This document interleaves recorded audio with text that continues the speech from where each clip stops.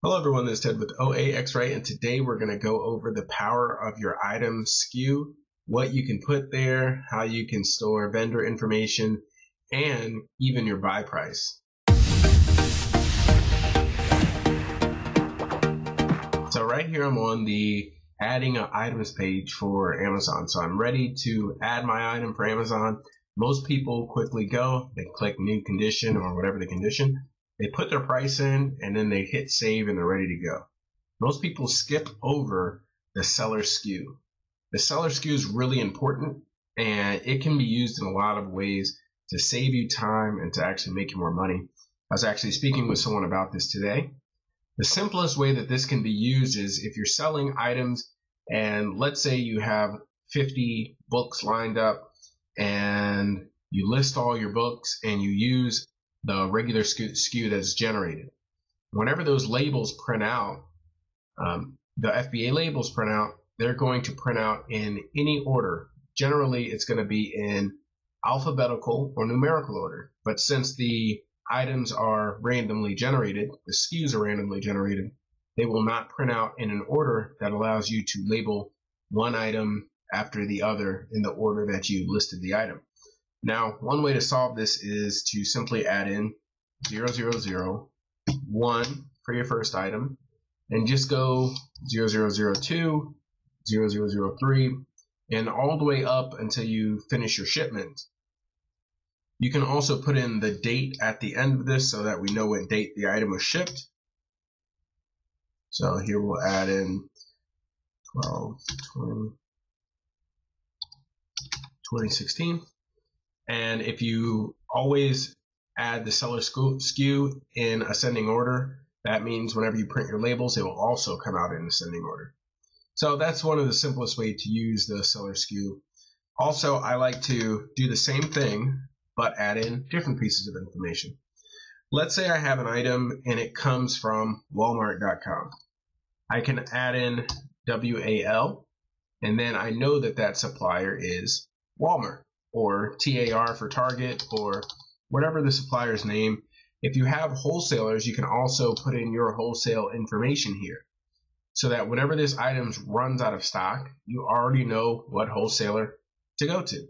So this is wholesaler ABC. I can also put in another dash and I can add another piece of information like my buy price. So I buy an item from ABC wholesaler and I pay $4.99 per unit. Now I have all the information I need to make a buying decision later because I know what I paid for the item. So if the price drops to a certain point, I can decide not to reorder this from the manufacturer. And here I have the manufacturer already written what the seller SKU is. If I also want to include the date that I buy the item, so if I buy this today,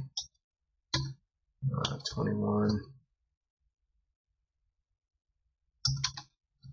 I can also put in today's date if I'd like to. I can just use a space instead of the dashes if I want to be a little bit more consistent there, or I can just use the dashes to indicate the dates.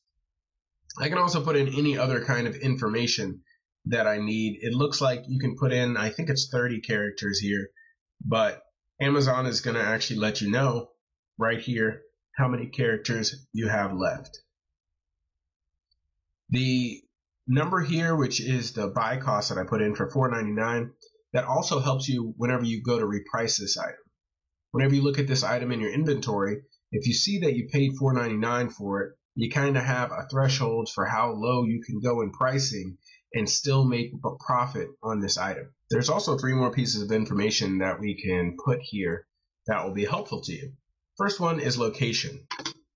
If you purchase this item at a Walmart and you already have your WAL and you really want to be specific about where you have items at, you can put the city or maybe the Walmart code. Walmart has a 4-digit code for every store. So I can put that there and then I will know exactly which store that I bought the item at.